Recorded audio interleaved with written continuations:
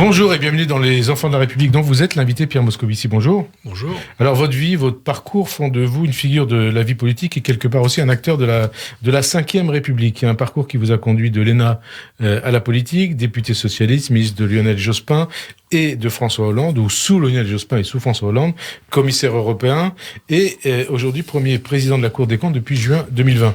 Alors pour commencer, Pierre Moscovici, ce qui fait l'actualité de ce week-end, cette guerre déclarée par Vladimir Poutine à l'Ukraine, est-ce que vous dites comme Emmanuel Macron que c'est un tournant dans l'histoire du monde et dans l'histoire de notre pays, de la France ? C'est un tournant géopolitique absolument majeur. C'est le retour de la guerre.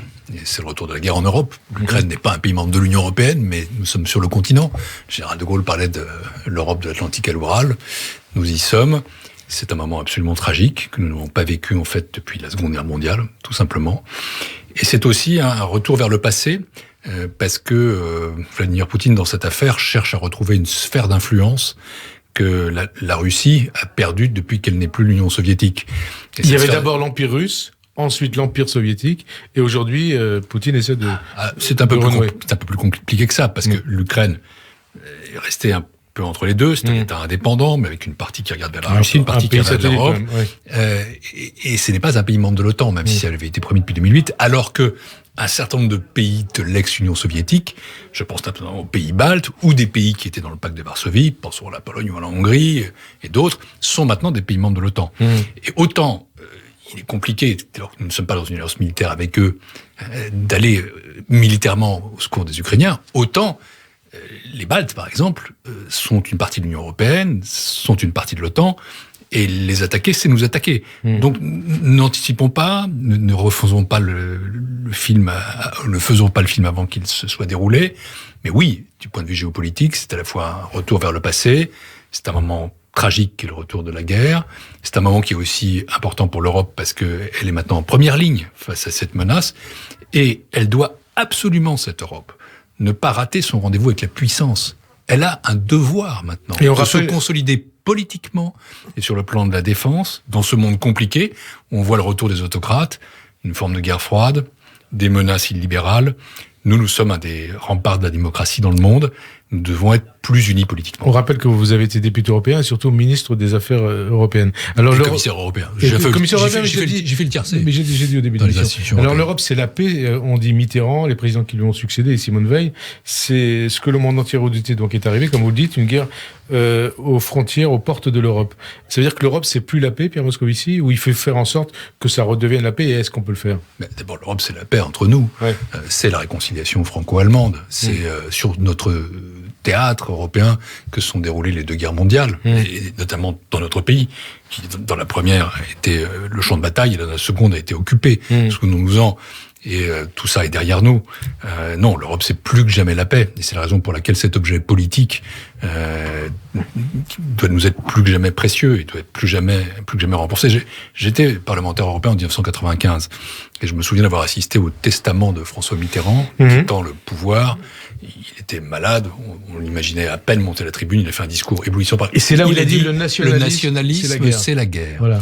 Et je pense que cette phrase est une phrase que nous ne devons jamais répétez-la pour nos auditeurs. Le nationalisme, c'est la guerre. Mitterrand, et d'ailleurs, c'était un moment très émouvant pour tout le monde. Tout le Parlement s'est levé.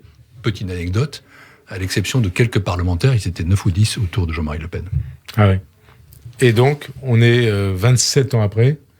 Oui. Et on voit que le nationalisme, ça peut conduire à la guerre. Le nationalisme, c'est toujours, c'est partout la guerre. Ne nous laissons pas aller à cela, et soyons conscients que l'Europe, c'est certes une construction compliquée, ça implique un dépassement de nous-mêmes, ça implique aussi un dépassement de nos identités, le rassemblement de nos identités, ça implique aussi le respect de nos identités. Moi, je ne suis pas pour construire l'Europe contre les nations, mais la nation seule, le nationalisme, c'est une impasse. Mais c'est un peu ce que dit Poutine, hein. Il veut pas construire la Russie et ses satellites contre les nations. Il parle de dénazification de l'Ukraine. Il est en plein délire. Disons que je suis premier président de la Cour des comptes, je m'exprime devant vous avec à la fois l'émotion qu'on peut avoir au moment du retour de la guerre comme citoyen. Je vais pas toucher le point Godwin, mais disons que sa relecture de l'histoire est particulière. particulière. Oui, c'est ce que disent ceux qui l'ont rencontré, y compris Emmanuel Macron. Très particulière. Très particulière. Est-ce qu'on a été trop naïf vis-à-vis de Poutine ? Je veux pas entrer dans ce genre de considération. Et ce qui est clair, en tout cas, c'est qu'on voit le personnage tel qu'il est. C'est-à-dire, c'est un homme qui est un calculateur assez froid, avec une forme de brutalité et capable de mensonge. Comparable à qui ? Par rapport à ceux qui l'ont précédé à Moscou ? Je pense qu'il se ressemble beaucoup à lui-même. C'est un ancien agent du KGB, et du FSB. Et du FSB. C'est un homme qui devient, avec le temps, de plus en plus enfermé dans des tendances autoritaires. On est loin de ce qui s'est passé au lendemain de la chute du mur de Berlin et de l'effondrement de l'Union soviétique. On a pu penser à un moment donné, avec Gorbatchev, avec Elstine, que la Russie deviendrait un partenaire, disons, libéral ou démocrate pour l'Occident. On n'est plus là. Et donc, encore une fois, nous ne revenons pas à la guerre froide, parce que la Russie est plus faible que l'était l'Union soviétique, mais les États-Unis sont aussi plus distants. Les choses ont changé. Oui, c'est un nouveau monde. Et c'est pour ça que, en effet, Emmanuel Macron a raison de parler d'un tournant géopolitique. Et un tournant géopolitique, c'est forcément un tournant pour nous. La France, qui est un pays membre permanent du Conseil de sécurité des Nations Unies, une puissance d'influence mondiale. Vous vous rappeliez que vous êtes premier président de la Cour des comptes. Il y a toute la dimension économique qui est étudiée par rapport à ce conflit, à cette guerre, à cette crise. Qu'est-ce que cela change ? Qu'est-ce que cela va changer pour l'économie mondiale ? Écoutez, avant toute chose, il faut attendre, parce qu'il y a tellement d'incertitudes. Il y a les incertitudes militaires, il y a les incertitudes géopolitiques, il y a les incertitudes politiques. Les bourses baissent. Oui, mais ne soyons pas dans il y a des choses qu'on sait, il y a des choses qu'on ne sait pas. Ouais. Ce qu'on sait, c'est que les prix des matières premières continuent d'augmenter. Je dis continue parce que c'était déjà le cas auparavant. C'est le cas pour le blé, c'est le cas pour le gaz, c'est le cas pour le pétrole. On sait aussi que nous sommes dépendants, pas nous, les Français, parce que nous avons surtout les Allemands. Les Allemands, l'Europe, du gaz, 55% du gaz russe. Du gaz allemand vient de Russie. Il y a des possibilités ou des risques qui sont des risques inflationnistes. Il y a des risques qui sont des risques sur l'approvisionnement énergétique. Il y a l'effet des sanctions et l'escalade éventuelle. Il y a l'effet sur les bourses. Toutes ces choses-là devront être sous-pesées dans les temps qui viennent. Il est beaucoup trop tôt pour évaluer, mais regardons quand même que tout cela contribue à l'amoncellement d'un certain nombre de nuages économiques qui étaient déjà préexistants en vérité. Alors oui, parce que ça fait partie de ce qui a été écrit dans le dernier rapport de la Cour des comptes. Oui. Russie, on précise les choses. Russie, 3e producteur mondial de pétrole et premier producteur de gaz. Le baril de pétrole a dépassé la barre des $100 et donc au plus haut depuis 2014, c'est quand même pas rien. Les experts disent que le baril peut monter à $120. Cela voudrait dire un prix de l'essence à la pompe très très élevé.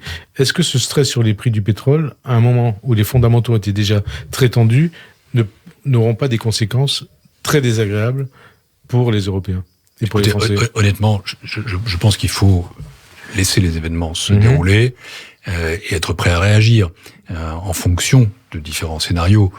C'est pas la peine d'être toujours dans les scénarios catastrophes ni de faire des prophéties. Nous n'avons pas les moyens de dire vraiment ce qui va se passer sur le plan économique. Ce que nous voyons, quand j'étais commissaire européen, je présentais ce qu'on appelait les forecasts, les prévisions économiques. Et j'avais une expression, il y avait des risques à la hausse et des risques à la baisse. Et là, les risques sont à la hausse. Les risques sont tous à la hausse. Il y a peu de risques à la baisse. Nous ne sommes pas dans une période de chance ou d'opportunité. Si, nous avons des atouts qui sont très forts. Nous sommes dans 2021 était l'année de croissance la plus forte depuis 60 ans, même si c'était une année de rattrapage. Nous avons surmonté la crise Covid du point de vue économique beaucoup plus vite, par exemple, que la crise financière de 2008. Nous avons retrouvé notre niveau depuis d'avant-crise beaucoup plus vite, nous avons montré notre capacité de résilience, nous avons été capables au niveau européen d'apporter des réponses beaucoup plus vigoureuses, beaucoup plus rapides. Et je pense qu'il faut saluer aussi l'Europe pour ça. Le plan dit Next Generation EU, le plan de relance de 750 milliards d'euros, avec un emprunt... Quand vous dites l'Europe, vous dites Commission européenne. Hein. Je dis l'Union européenne. L'Union européenne. La Commission a fait la proposition, et les chefs d'État et de gouvernement l'ont décidé, et puis c'est mis en œuvre. La Banque centrale européenne est aussi à bord. Non, l'Union européenne comme telle a eu une réaction beaucoup plus forte et rapide. Et donc ça, c'est aussi un élément de force. Donc ne soyons pas non plus dans les scénarios catastrophes. Il ne faut pas être trop pessimiste, c'est ça? Non, je pense qu'il ne faut pas être trop pessimiste. Nous avons montré face à la crise Covid notre résilience, notre force. L'Europe a montré aussi qu'elle savait être au rendez-vous. Ça, c'est une innovation absolue.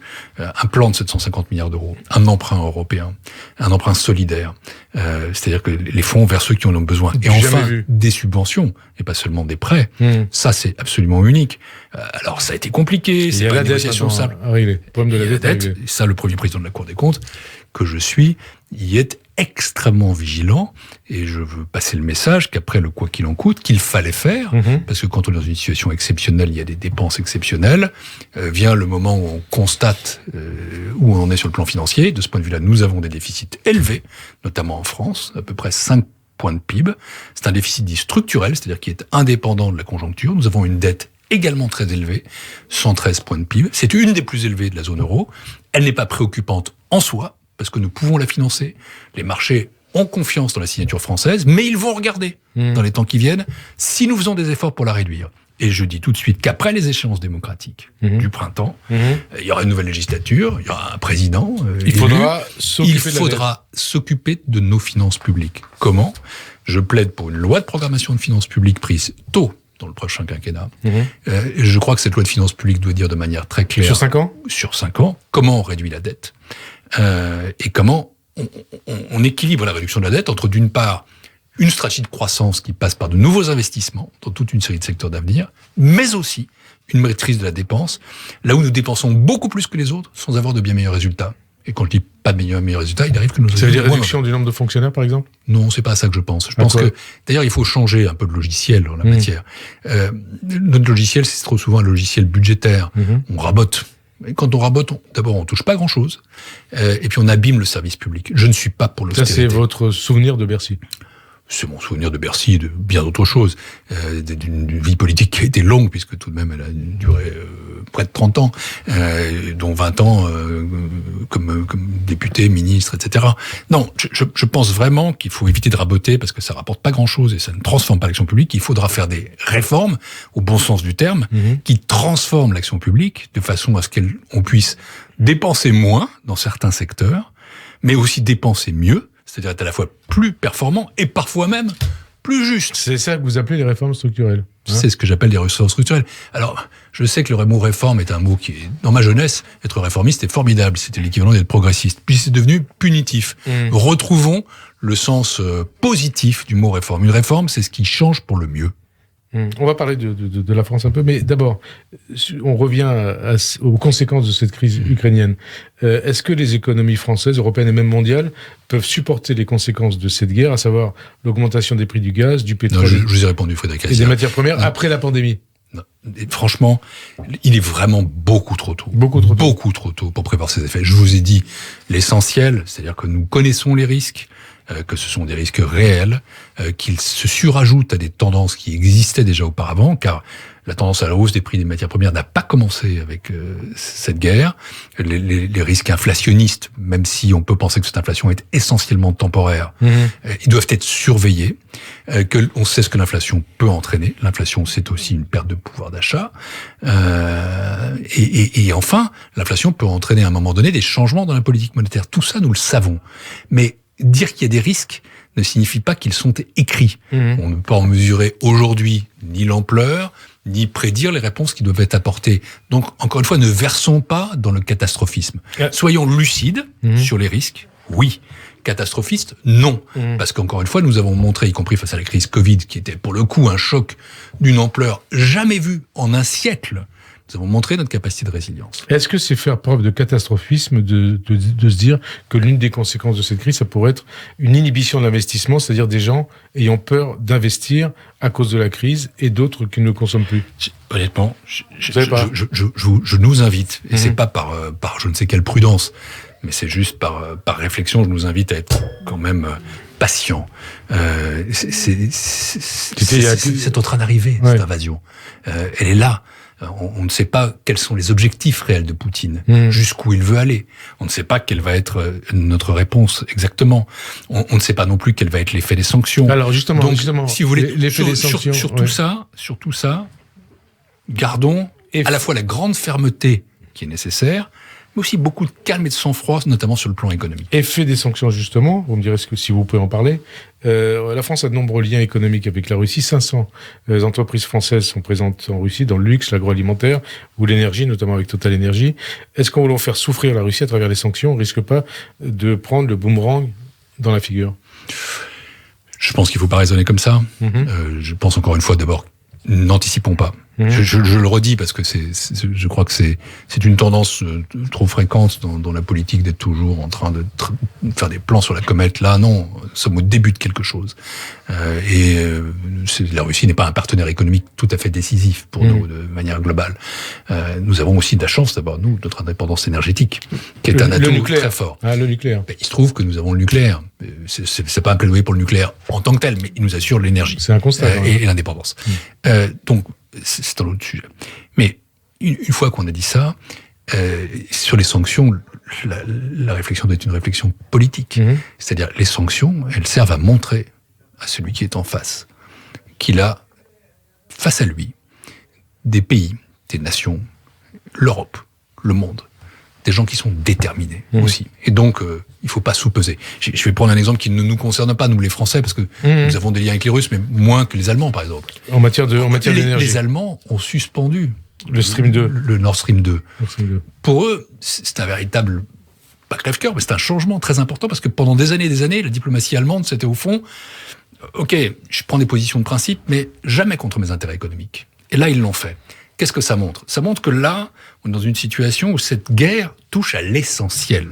Et quand l'essentiel est touché, on montre sa fermeté. Et les sanctions sont là pour ça. Et je trouve encore une fois que le président de la République a entièrement raison de dire que ces sanctions doivent être des sanctions très importantes. Et le président de la République qui dit cette guerre aura des conséquences durables et profondes sur nos vies. Là, il se projette dans l'avenir aussi. Nous verrons. Mais c'est ce qu'il dit en tout cas. Je l'ai entendu. Et alors, vous pensez qu'il a tort ? Non, je pense pas qu'il a tort, je n'en sais rien. Donc vous rappeliez tout à l'heure ce que vous aviez proposé dans le cadre du rapport annuel de la Cour des comptes. Vous appeliez donc, comme vous le disiez à l'instant, à des réformes structurelles. Cette guerre en Ukraine, est-ce qu'elle les rend encore plus urgentes ? Non, mais je crois que j'ai tout dit. Non, mais réformes structurelles. J'ai vraiment tout dit sur la guerre en Ukraine. Là-dessus, si vous voulez. Non, mais je parle pas de la guerre en Ukraine, je parle de l'avenir. Non, mais parlons de la France à un moment donné, parce que si vous voulez, sur la guerre en Ukraine. Non, mais je parle des réformes structurelles. Je vous redis que la guerre en Ukraine, elle débute. Et nous reconnaissons les. Et parmi les réformes structurelles. Non, c'est pas ça. C'est que les choses vont tellement vite, dans un sens comme dans l'autre, que, franchement, intellectuellement, évitons la politique fiction. Et intellectuellement, je sais que vous avez fait de la philosophie aussi. Donc, oui, mais sans là, je fais de la politique. Donc vous réfléchissez aussi. J'essaye de temps en temps de penser un peu à ce que je fais. On peut à la fois mâcher son chewing-gum et descendre l'escalier. Ouais. Et qu'est-ce qui est le plus facile ? Les deux à la fois. C'était une vieille blague sur Gerald Ford. Quel conseil, et ça c'est pas par rapport à la guerre en Ukraine, donne le premier président de la Cour des comptes pour éviter le pire ? Non, mais sur les alors, je vais préciser la question sur les réformes structurelles. La réforme des retraites, elle est importante. Mais je vais pas du tout poser le problème comme ça. Ouais. Éviter le pire. Laissons de côté la guerre en Ukraine. La guerre, c'est très grave. Indépendamment de ça, indépendamment de ça, nous ne sommes pas dans la situation du pire. La France est un pays qui, et c'est le travail de la Cour des comptes aussi que de le montrer, a des forces et des faiblesses, des atouts et des limites. Par exemple, dans la réponse à la crise Covid, ça j'ai demandé que le rapport public annuel soit tourné là-dessus, nous avons montré, et je veux commencer par là, que la France a été extrêmement réactive, que les services publics, que l'État, que les collectivités locales, que les acteurs publics en général ont été extrêmement réactifs. Ils ont pas anticipé la crise, il faut dire que c'était compliqué, car elle était comme inédite, mais ils ont été très rapides et très puissants dans la réaction. Je vais prendre un seul exemple. Le ministère des Finances, la Direction Générale des Finances Publiques ou la Direction Générale des Droits Indirects n'était pas du tout équipée en ordinateur portable au début. 20% de taux d'équipement. Un an après, 81%. C'est ça qui a permis de ne pas suspendre les chaînes d'approvisionnement. C'est ça qui a permis de mettre en place des programmes comme les prêts de garantie de l'État, le télétravail. Donc on a su s'adapter. On est un pays. Donc il y a un génie français alors. on n'est pas les seuls, mais il y a une résilience française. Ne faisons pas comme si nous étions un pays à plat, c'est pas le cas. Et donc, du coup, après une année très très dure en matière de croissance, car c'était la pire, près de moins 9 points en 2020, c'est la plus mauvaise année, même y compris la crise de 29. Nous avons réagi très vite, plus 7% en 2021. Donc, j'aime pas parler du pire parce que c'est un pays qui est tout de même un pays membre du G20, un pays membre du G7. C'est encore la 6e ou 7e puissance économique du monde. C'est un pays membre permanent du Conseil de sécurité. Donc, ce qu'il faut, c'est plutôt essayer de tendre vers le meilleur. Donc, je vais renverser l'affaire. Et pour tendre le meilleur, il faut quand même résoudre nos problèmes structurels. C'est dans ce sens-là que nous proposons. Donc, ça veut dire que le déclinisme, c'est pas votre... Non, le déclinisme n'est pas ma tasse de thé. En revanche, voir lucidement ce que sont nos forces et nos faiblesses, essayer de traiter les problèmes, ça c'est mon métier, c'est pas une question de tasse de thé. Et je le redis ici, je pense que nous avons en matière de finances publiques un talon d'Achille, que le fait d'avoir une tendance à des déficits plus élevés que nos partenaires, une dette élevée, et le risque de pas la réduire, ça c'est pas un bon signal. Et donc nous devons traiter ça. Je pense aussi que la transformation publique, la transformation de l'État, la transformation des politiques publiques est un enjeu absolument fondamental. L'État a été essentiel pendant cette crise. Et les Français se sont réconciliés avec lui pour ceux qui ont été éloignés. Mais on voit aussi quelles sont ses faiblesses. J'ai dit quelles étaient ses forces, la réactivité, mais il y a aussi des dysfonctionnements importants. Il y a un certain nombre de plans qui ont été mal ciblés. On a fait un plan, par exemple, pour l'emploi des jeunes, un peu à côté, parce qu'on n'a pas spécialement ciblé ça sur les gens qui avaient le plus de difficultés. Un plan pour les étudiants. On s'est adressé à ceux qu'on connaissait, les boursiers, mais il y en a beaucoup qu'on connaît pas, et on s'est aperçu qu'il y avait beaucoup d'étudiants qui étaient en précarité. Donc, en matière de politique publique, il y a beaucoup de choses à repenser. Donc, plutôt que le rabot, moi j'ai une proposition, c'est faisons des réformes de fond qui permettent à l'action publique d'être plus efficace. Et quand elle est plus efficace, elle va être aussi moins coûteuse. Et ça prend du temps, quand même. Ça peut prendre plus d'un quinquennat. Oui, mais il faut commencer tout de suite. D'autant qu'un quinquennat suit toujours un autre. Et la réforme des retraites dont je vous parlais. Et la réforme des retraites est une réforme, à notre sens, indispensable, incontournable. Pour le coup, le système n'est pas soutenable en l'état. Alors là aussi, nous avons dit des choses assez précises, à savoir que moi, je crois que la réforme des retraites, il faut la faire vite. C'est-à-dire il faut la lancer vite. Dès le lendemain de la prochaine mais il faut aussi prendre le temps de la faire réussir. Je crois que ça passe aussi par forcément du dialogue social. Une bonne réforme, c'est une réforme qui prend en compte la diversité des situations. Prenez par exemple la pénibilité ou les carrières hachées. L'expérience que nous avons faite pendant les dernières années me laisse à penser que il faut sans doute aller vers des réformes systémiques, mais paradoxalement, il faut commencer par des réformes pragmatiques avant d'aller vers le systémique plutôt que de faire l'inverse. Alors, on va revenir sur votre parcours, Pierre Moscovici. Quand le 3 juin 2020, c'est bien ça, hein ? Oui. Vous êtes nommé premier président de la Cour des comptes, vous tweetez « Je pense à mon père, encore apatride à ma naissance, à ma mère, caché par des justes pendant la guerre, à tous ceux qu'ils m'ont donné, et je remercie la République. » Ça a compté cette filiation dans votre vie, Pierre Moscovici ? Oui, forcément. D'abord, on sait d'où on vient. Et ensuite, on sait ce qu'on doit à ses parents. Les miens étaient des personnalités exceptionnelles. Et c'est vrai que quand j'ai revêti, vous savez, on a un manteau d'hermine quand on est premier président de la Cour des comptes. J'aime pas trop le mettre parce que ça donne un petit coup de vieux quand même. Mais il y a des photos qui circulent avec ce manteau d'hermine. Et quand on met le manteau d'hermine, j'ai pensé tout de suite à mes parents qui étaient avec moi il y a 36 ans avant. Quand je suis devenu auditeur à la Cour des comptes. Mon père était plus jeune que je l'étais moi quand je suis devenu premier président. Et je me souviens de leur fierté indicible. Alors c'était toujours la fierté de parents, quand on a des enfants qui font de bonnes études, qui viennent à la Cour des comptes. Mais c'était plus que ça. Pour mon père, qui effectivement était apatride quand je suis né, qui avait été en camp de travail, pour ma mère qui avait été cachée par des justes, c'était une espèce d'immense soulagement. Parce que non seulement j'étais français, mais je suis né français. Mais j'étais super français. J'étais un magistrat. Vous savez, c'est comme si j'avais eu 2 mères juives.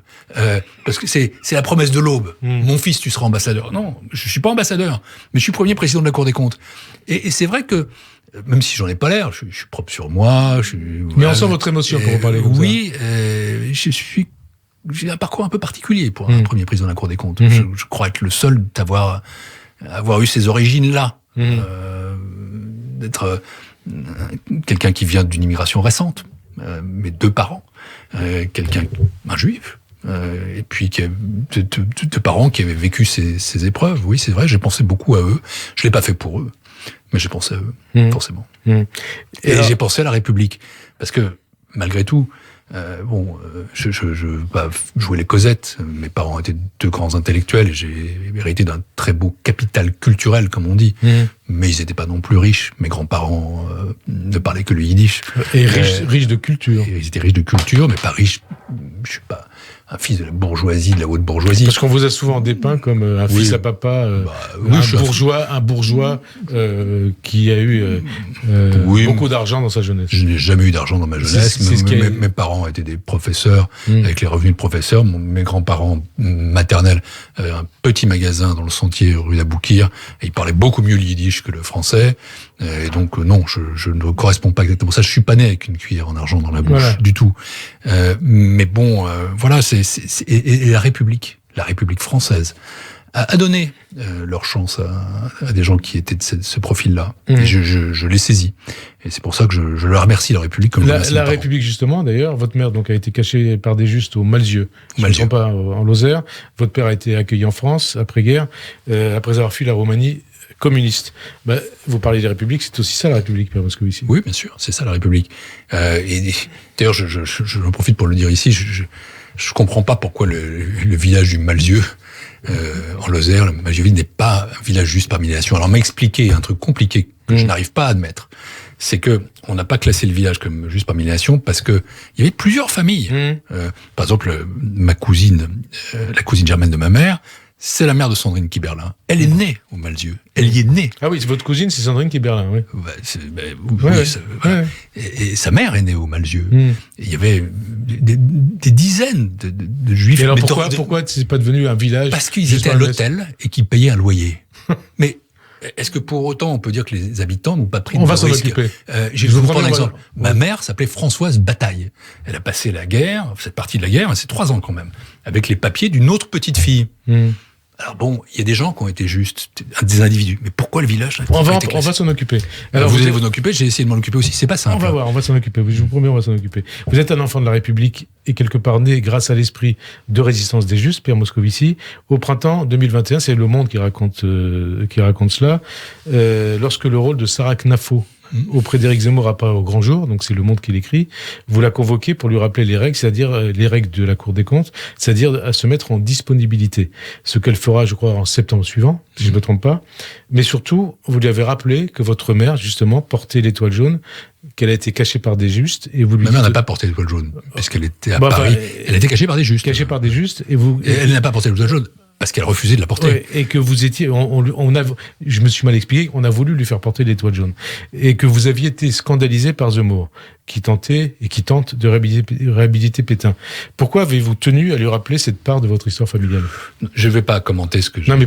Je vais pas commenter ce que j'ai dit ou pas à cette jeune fille. C'est une auditrice à la Cour des comptes. Nous n'avons pas le même âge, nous n'avons pas le même passé. Elle s'est mise en disponibilité, elle est en campagne, très bien. Mais c'est plutôt à Éric Zemmour que je pensais, pas à elle. Quand Éric Zemmour... je peux dire des choses que je n'ai pas le droit de dire, mais je dois dire quand même. Je suis gêné qu'on puisse laisser entendre que Dreyfus était coupable. Vous savez, mon père est enterré au cimetière du Montparnasse. Au cimetière du Montparnasse, il n'y a pas de carré juif, mais il y a quand même un endroit où il y a plus de juifs que d'autres. Et quand je vais au cimetière du Montparnasse, ça m'arrive de temps en temps, je suis pas pratiquant du tout. Mais vous allez vous recueillir devant... Je vais sur la tombe de votre père. Et qu'est-ce que je fais? Je mets un caillou. Puis je me déplace de 15 mètres. Je dis bien 15 mètres. Et je vais aller faire une autre tombe, celle d'Alfred Dreyfus. Il se trouve qu'il est enterré à 15 mètres de mon père. Vraiment, à 15 mètres. Je mets aussi un caillou sur la tombe d'Alfred Dreyfus. Cet homme-là a été spolié de sa vie, de sa carrière, parce qu'il était juif. Comment peut-on laisser penser qu'il était peut-être coupable? Comment peut-on laisser penser que le maréchal Pétain a sauvé des juifs? Non. Si ma mère était encore vivante, elle ne disait pas pendant la guerre « Merci maréchal ». Ça n'est pas exact. Comment peut-on appeler les enfants Santander et critiquer cette famille qui a été décimée par Mohamed Merah parce qu'elle a fait enterrer ses enfants en Israël? Donc non, voilà, c'est à ça que je pensais aussi. Et je crois que c'est ce que vous avez dit à Sarah Knafo. Je vous dis ce que je ne vous dirai pas ce que j'ai dit à Sarah Knafo. Et on m'a dit qu'elle vous a dit Pétain, ce n'est pas notre histoire. Non. Elle vous a pas dit ça? Non. Bon bref. Alors, est-ce à dire que en attendant, si vous voulez, je crois qu'il faut Enfin, je suis toujours inquiet quand il y a dans le fond de l'air des relents antisémites. Parce que ce n'est pas bon pour les Juifs, mais c'est pas bon pour le pays. C'est en général le signe d'une atmosphère malsaine. Et quand les relents antisémites, ils sont portés par un Juif? Ça devient peu compréhensible. Hein? C'est bizarre. C'est étonnant, c'est terrifiant quelque part. C'est pas tout à fait nouveau non plus. Yannick Jadot qui disait ici même il y a 15 jours, Zemmour, il fait le juge de service des antisémites. C'est pas l'expression que j'ai utilisée. Mais ça correspond à ce que vous pensez, quelque part? Non, je parlerai pas comme ça, mais j'ai dit ce que j'avais à dire. Oui, vous avez dit. Je trouve de vraiment manière très émouvante. C'est-à-dire que véhiculer des thèses qui sont des thèses antisémites, les laisser créditer, a fortiori quand on est juif, malaise. Hein? Et vous dites, c'est là où vous dites, qu'est-ce que ma mère, qu'est-ce que mon père dit? Je m'exprime à titre tout à fait personnel. Ouais. Malaise. Et je le dis d'autant plus que il se trouve que, vous ne le savez peut-être pas, je connais bien Éric Zemmour. Nous étions à Sciences Po ensemble. Ah oui. Et nous étions plutôt de bons camarades, des relations très cordiales. Je n'ai jamais eu de problème personnel avec lui. Jamais. Il a toujours été très courtois, très aimable. Et je crois n'avoir pas manqué à ça non plus. Qu'est-ce qui s'est passé? Mystère. Qu'est-ce que, sans parler de lui, mais qu'est-ce que cette ascension de Zemmour? Il est quand même laissez-moi vous poser la question. C'est pas sur lui. Il est quand même des fois annoncé au deuxième tour. Qu'est-ce que ça dit de l'état de la France et de l'état du débat politique? Non, ça je ne me laisserai pas entrer sur le débat politique. Je vous ai juste évoqué ce sujet-là parce que vous évoquiez un sujet particulier qui pouvait me toucher. Voilà. C'est pas politique. Quand je m'étonne de certaines positions historiques, je ne fais pas de politique. Je ne fais plus de politique. Je ne suis pas partisan.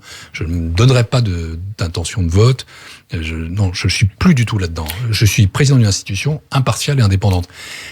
Il n'empêche que, voilà, quand on touche à l'histoire, on touche à quelque chose de plus fondamental que ça. Votre filiation politique, ce fut d'abord Strauss-Kahn, Dominique Strauss-Kahn, Lionel Jospin, et sans doute aussi François Hollande.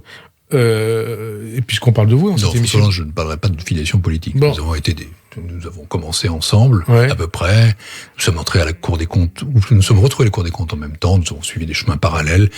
J'ai été son ministre, il était président de la République. Je ne me mets pas dans une filiation de François Hollande. En tout cas, en quoi ont-ils alors qu'assurément, Dominique Strauss-Kahn a été celui qui m'a découvert, puisque j'étais son étudiant à l'ENA. C'est lui qui m'a présenté à Lionel Jospin, qui, pour le coup, a totalement été mon mentor. Donc ils ont compté pour vous, hein? Énormément, bien sûr. Et François Hollande, à sa façon, mais dans une relation très différente, qui n'était pas du tout une filiation. Je peux dire qu'avec Lionel Jospin, qui a 20 ans de plus que moi, qui est un ami proche, quelqu'un qui compte beaucoup sur le plan affectif, sur le plan intellectuel, il y a une filiation. Même si j'ai pas besoin vraiment de filiation, j'ai quand même eu un père assez pesant comme ça, puissant. Mais bon, voilà. Serge Moscovici. Pourquoi on se lance en politique, Pierre Moscovici? Pourquoi vous êtes lancé en politique? C'est d'abord une affaire de conviction. J'avais des convictions, je voulais changer le monde, changer la France, changer la vie. Et puis c'est aussi affaire de rencontre, imaginez-vous. Je pense que si je n'avais pas rencontré Dominique Strauss-Kahn et Lionel Jospin, j'aurais sans doute été un haut fonctionnaire qui pense politique, qui a des convictions politiques, qui accompagne les politiques. J'aurais pas fait de politique moi-même. J'étais pas du tout, mais alors pas du tout, quand j'étais jeune, en train de me dire un jour tu vas être en haut de l'affiche, ni même tu vas être sur une affiche. Je n'y ai jamais pensé. Et vous savez, même pour se présenter aux élections, je m'en souviens bien, c'est comme si c'était hier. Ça fait 30 ans. J'étais rentré au secrétariat du Parti Socialiste grâce à Lionel Jospin. Et un jour, sorti d'un conseil national, on appelait ça comme ça à l'époque, un comité directeur. On va dîner dans un restaurant parisien. Bon. Et là, il me dit, maintenant que tu es secrétaire national, il faudrait quand même que tu te présentes aux élections. Ça vous a fait peur? Un peu. Mais en plus, je n'avais pas d'origine, de racines en France. Je savais pas où. J'avais pas envie d'être socialiste à Paris.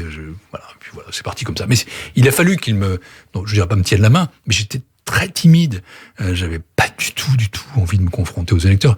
Mes premiers pas étaient sans doute de ce point de vue-là bien organisés, mais assez laborieux. J'avais du mal à me livrer. Et vous n'avez pas été élu tout de suite? J'ai été élu assez vite. J'ai fait une bonne première élection et j'ai été élu dès la deuxième. Alors, est-ce que vous venez du Parti Socialiste, le clivage gauche-droite, il existe encore? Sans doute, oui, bien sûr. Ouais. Et c'est quoi le vrai clivage idéologique aujourd'hui? C'est quoi la ligne de partage? Ça, c'est pas à moi de le dire. Non, mais vous voyez les choses, vous... Non. Vous êtes un... Non, ce que je constate, c'est que il y a une crise de la gauche en France, sans doute, une crise de la gauche mondiale, mais plus une crise de la gauche en France qu'ailleurs. Et que ça vous fait souffrir, d'ailleurs, cette crise de la gauche en France ? Je préférerais, j'allais dire, comme citoyen même, que les forces politiques traditionnelles soient en meilleure santé qu'elles le soient aujourd'hui. Je pense que tout le monde le préférerait. Ce serait plus sain pour le pays. Nous sommes dans une situation très très particulière. C'est douloureux de voir le Parti socialiste dans l'état dans lequel il est, et Anne Hidalgo entre 2 et 3%. Et là, c'est pas... Je vais pas utiliser de mots. C'est une élection, que chacun fasse entendre sa voix. La campagne va en fait vraiment commencer maintenant. Donc, et cette guerre au port de l'Europe, est-ce qu'elle va pas changer le cours de la campagne présidentielle ? Alors, on changera déjà le contexte. Parce que forcément, c'est un moment où on doit à la fois faire campagne, mais on doit aussi, ça c'est très important, c'est un message que je veux passer, on doit être dans l'expression de la diversité démocratique. Qu'est-ce que ça doit dire ? On fait une campagne, chacun doit dire ce que sont ses options, ses convictions, ses idées, présenter ses programmes, ses projets. C'est ça une campagne. Et en même temps, il faut être dans l'unité. Parce que il y a des choses qui nous dépassent quand même. C'est-à-dire, dans ce moment-là, il y a l'unité. Et c'est une complication pour tout le monde. L'unité, ça veut dire l'union sacrée derrière le président de la République ? C'est ça que ça veut dire ? Non, mais je voulais savoir ce que... L'unité nationale. L'unité, pendant dès maintenant. Définir des positions sur ce sujet-là et les partager. D'ailleurs, ce que j'observe, c'est que la réaction de ce qu'on appelle, entre guillemets, j'aime pas ce mot d'ailleurs, la classe politique a été assez unanime. Tout le monde a condamné la Russie. De l'extrême droite à l'extrême gauche. Même ceux, y compris Mélenchon. Même ceux qui avaient été des soutiens. Donc, y compris Zemmour. D'avoir une telle violation du droit international que tout le monde se manifeste. Le président de la République fait des efforts pour à la fois porter la voix de la France, mais aussi pour consulter les uns et les autres. Le Parlement sera réuni. Donc, l'unité, ça ne veut pas dire de ne pas être capable de prendre des positions, ça ne veut pas dire non plus qu'il n'y a plus de débat, même sur ce sujet-là. Mais ça veut dire que quand même que sur l'essentiel, on ne doit pas l'oublier. Nous sommes un pays. Et ce pays doit faire entendre une voix, une seule voix. Mais cette voix, c'est la voix du président de la République, du chef de l'État, d'Emmanuel Macron ? C'est ça que vous voulez dire ? Quand elle s'exprime au nom de tous, bien sûr. Mais donc, vous savez, aux États-Unis, il y a un phénomène qu'on connaît mal en France, mais qui existe. Ouais, parce que vous connaissez bien les États-Unis. On appelle le rally around the flag. Traduction ? On se rassemble autour du drapeau. Ouais. Et ça manque en France, ça ? De temps en temps. Oui, nous sommes un pays trop divisé. Trop divisé. On se rassemble autour du drapeau, on se rassemble autour des institutions. Ce qui ne doit pas, encore une fois, c'est subtil, mais ça ne doit pas nous empêcher de faire campagne. Mais il y a quelques sujets fondamentaux sur lesquels on doit étudier. Et comment on se rassemble autour du drapeau pendant une campagne présidentielle ? Nous allons voir ce qui va se passer. Je ne suis plus dans la politique. Oui, mais vous êtes quand même vous avez été un acteur politique. Vous jouez un rôle important. Je pourrais avoir mes idées, mais c'est pas mon rôle. Non, mais est-ce que ça veut dire que ça va casser, ça va troubler, ça va tuer la campagne présidentielle ? Non. Il y aura une campagne. C'est normal. Il y aura un choix démocratique. Ne nous y trompons pas. Mais il faut que sur certains sujets, nous soyons capables de définir des positions communes. Et donc, il faut à la fois mener campagne et en même temps peser son verbe, ses positions, être maître de soi. Et ne jamais oublier de ne pas sacrifier l'avenir à une campagne. Ça veut dire que cette guerre en Ukraine, elle peut aussi changer le regard des Français sur les candidats ? Tout est possible. Encore une fois, tout vient de démarrer, donc soyons... chaque jour est un jour de bouleversement. Chaque heure. Mais nous, quand on y réfléchit au fond, nous vivons quand même une période que nous n'aurions pas pensé vivre. Non. Qui aurait imaginé qu'on se trouverait chez soi ? Je garde ça aussi en tête, comme nous l'avons tous. Ces mois de 2020. Pandémie. Ont été des mois stupéfiants. Le premier confinement, c'est un film de science-fiction. Nous avons vécu ça. Nous faisons encore beaucoup de choses avec des masques. Nous commençons à les retirer. Omicron semble petit à petit s'étioler, tant mieux. Mais on a vécu, on vit comme ça. Tout a changé. Notre rapport, ça c'est de la science-fiction. Il y a des très bons livres qui ont été écrits là-dessus. Qui aurait imaginé que nous le vivrions ? Le retour de la guerre en Europe. On pensait que c'était fini. Donc voilà, et dans ces moments-là, pardonnez-moi, j'ai pas envie de faire des petits commentaires sur ce qui va se passer dans 3 jours, ou sur ceci ou sur cela. Je comprends. D'abord, j'en sais rien. Ouais. Et ensuite, c'est comme une histoire qui est en train de se faire, qui est la grande histoire. La grande histoire, à nouveau, frappe à nos portes. Et la petite histoire, par rapport aux élections, c'est est-ce que les électeurs ne vont pas se demander, avant de décider de leur vote, qui est le plus apte à gérer une crise internationale ? Est-ce que c'est pas de la petite histoire. Pour le coup, quand on choisit le président de la République, c'est important. Donc c'est important. Bien sûr, c'est important. Et vous avez une idée ? Je vais la garder pour moi. Vous dites avantage Macron ? Non, je vais garder totalement mon idée pour moi. Mais vous avez une idée en tête? Mais forcément, j'ai des idées. Écoutez, c'est pas parce que je suis indépendant, impartial, président d'une institution, que je vous ne dirai pas ce que je pense, que je n'ai pas de conviction, que je ne vais pas voter, que je n'ai plus d'idées. Donc je les ai gardées. On conclut sur une ou deux questions par rapport aux relations entre la classe politique française et la Russie et Poutine. Un certain nombre de leaders de droite, d'extrême droite ou d'extrême gauche sont dans une ambiguïté avec le régime de Poutine. Vous le constatez? Il y a eu des positions... non, je n'aime pas parler d'ambiguïté. Parce que, encore une fois, nous sommes dans l'histoire qui se fait. Et l'histoire qui se fait peut changer aussi les regards. Le Poutine d'hier, ou d'avant-hier, pouvait être votre tasse de thé ou pas, la mienne ou pas. Il n'avait pas envahi l'Ukraine. Voilà. Mais... Donc, moi, il y a une chose que je déteste dans la vie, c'est ce qu'on appelle l'Uchronie. C'est-à-dire regarder ce qui s'est passé hier avec les lunettes d'aujourd'hui. C'est ce qui s'est passé pendant la pandémie d'ailleurs. Donc, si moi, j'ai jamais été très enclin à une grande sympathie pour le personnage et pour le régime, d'autres l'ont eu plus. Ce qui compte, c'est quelle position on prend quand l'essentiel est touché. Et l'essentiel, c'est la guerre. Et ce que je constate, et je m'en réjouis, c'est qu'à l'exception peut-être de François Fillon, qui a quand même été très ambigu pour le coup, tout le monde, et même lui d'ailleurs, d'une certaine façon, tout le monde a condamné, il n'a pas fait. En tout cas, merci Pierre Moscovici d'avoir répondu à notre invitation. Bonne fin de journée. Merci à vous. Sur Radio J, à dimanche prochain. Merci.